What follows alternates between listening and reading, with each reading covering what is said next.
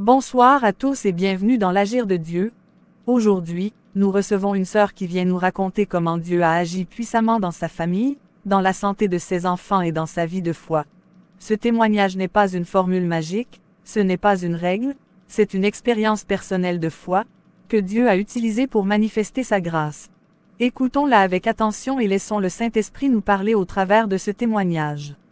Bonsoir Maman Déborah, bienvenue. Bonsoir Cécia, merci de me recevoir. Racontez-nous. Je m'appelle Déborah. Je suis une femme chrétienne. Je suis née dans une famille chrétienne. J'ai grandi dans l'église. La prière faisait partie de ma vie comme respirer. Je croyais en Dieu. Je l'aimais sincèrement. Je le servais. Je me suis mariée avec un homme bien. Un homme respectueux, travailleur, responsable. Nous avons fondé une belle famille. Dieu nous a donné 3 enfants. 3 beaux enfants. 3 cadeaux du ciel. De l'extérieur, tout semblait normal. Une famille tranquille. Une famille paisible. Une famille chrétienne. Mais à l'intérieur, il y avait un combat permanent. Mes enfants tombaient toujours malades. Toujours. À peine un guérissait que l'autre tombait malade. Fièvre, infection, hospitalisation. Les nuits blanches, les urgences, les pleurs. Je passais plus de temps à l'hôpital qu'à la maison. Et chaque fois, c'était la même chose. Quand je recevais mon salaire à la fin du mois, la moitié partait dans les médicaments, les consultations, les examens, les ordonnances sans fin. Quand je faisais une tontine, et que je prenais enfin mon tour, cet argent-là aussi finissait à l'hôpital. Je n'arrivais jamais à construire quoi que ce soit. Jamais à économiser. Jamais à respirer financièrement. Tout partait dans les soins. Je priais pourtant. Je jeûnais. Je donnais mes dîmes. Je servais à l'église. Je croyais. Mais intérieurement, je commençais à être fatiguée. Fatiguée dans mon corps. Fatiguée dans mon cœur. Fatiguée dans mon esprit. Je me demandais souvent, Seigneur, pourquoi toujours moi? Pourquoi mes enfants? Pourquoi cette souffrance qui ne finit pas? Est-ce que tu m'as oublié? Je ne me plaignais pas devant les gens. Je souriais à l'église. Je disais que tout allait bien.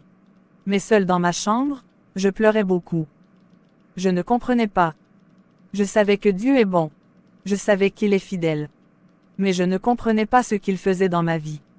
Et c'est dans cet état, dans cette fatigue, dans cette incompréhension, que Dieu a préparé une rencontre. Une rencontre qui allait changer toute ma vie.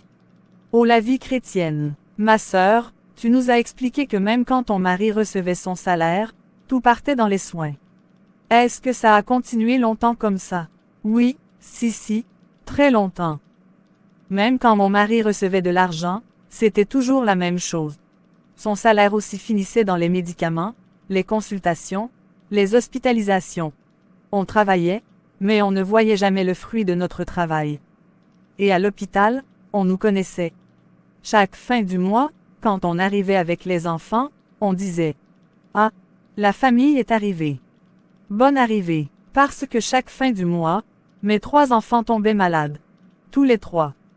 Toujours. C'était devenu un cycle, comme une prison. Et dans ce moment-là, est-ce que certaines personnes vous ont proposé d'autres solutions? Oui, même dans ma propre famille. Nous avons des parents qui ne sont pas chrétiens. Un jour, un de mes oncles a proposé que j'envoie mes enfants chez lui pour qu'il les lave. Il disait que les médicaments ne suffisaient pas. Mais mon mari et moi avons refusé. Nous avons refusé avec respect, mais fermement. Parce que la Bible dit dans Psaume 20/8, « Ceux-ci s'appuient sur des chars, ceux-là sur des chevaux. » Nous invoquons le nom de l'Éternel, notre Dieu. Nous avons choisi de nous appuyer uniquement sur Dieu. Et qu'est-ce qui s'est passé ensuite? Un soir, ma sœur, qui est chrétienne aussi, est venue me rendre visite. Elle m'a regardée et elle m'a dit, « Je vois tout ce que tu fais. Tu pries, tu jeûnes, tu es fidèle. Mais laisse-moi te proposer une expérience. Celle que moi j'ai faite. » Elle m'a dit que depuis qu'elle avait fait cette démarche de prière et d'accompagnement spirituel, ses enfants ne tombaient plus malades, elle-même allait mieux, et elle arrivait même à économiser. Puis elle m'a dit, « Je veux te présenter le berger avec qui je prie. Viens seulement parler avec lui. » J'ai prié. Et j'ai accepté. Parce que la Bible dit dans Proverbe 11h14. Le salut est dans le grand nombre des conseillers. Et cette rencontre a changé quelque chose. Oui, si. Elle a tout changé. Pas en un jour spectaculaire, mais progressivement, profondément. Nous avons prié. Nous avons parlé. Nous avons compris certaines choses spirituelles. Et Dieu a commencé à agir. Mes enfants ont commencé à tomber moins malades, puis plus du tout. Moi-même, j'ai retrouvé la paix, la joie, la stabilité. Et la Bible s'est accomplie dans ma vie, dans Jérémie 30 verset 17 je te rétablirai, je te guérirai de tes blessures, dit l'Éternel. Quand ma sœur m'a appelé, elle m'a amené voir le berger avec qui elle priait. Je suis allé sans méfiance.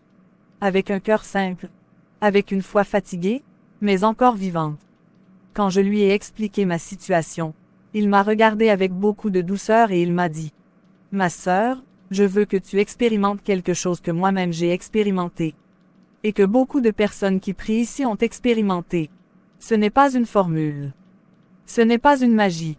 C'est un acte de foi. » Il m'a dit, « Je veux que tu payes les médicaments de tes enfants dans le sang de Jésus. » Je l'ai regardé et j'ai dit, « Comment ça, payer dans le sang de Jésus? » Il m'a répondu, « Quelle que soit la somme que tu as, même petite, tu vas la remettre comme une offrande de foi, et en la donnant, tu vas dire cette prière.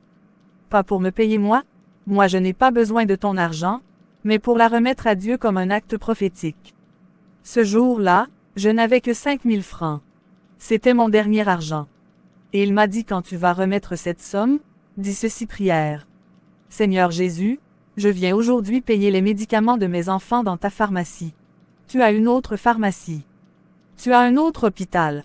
Par ton sang précieux, je déclare que mes enfants sont lavés, purifiés, guéris. Je déclare que je n'irai plus acheter des médicaments dans la douleur, parce que j'ai payé par la foi dans ton sang. Comme ta parole le dit. Par ces meurtrissures nous sommes guéris.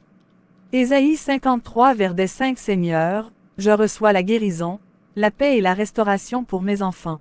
Au nom de Jésus. Amen. J'ai pris une enveloppe. J'ai mis les 5000 francs dedans. Et j'ai prié cette prière avec foi.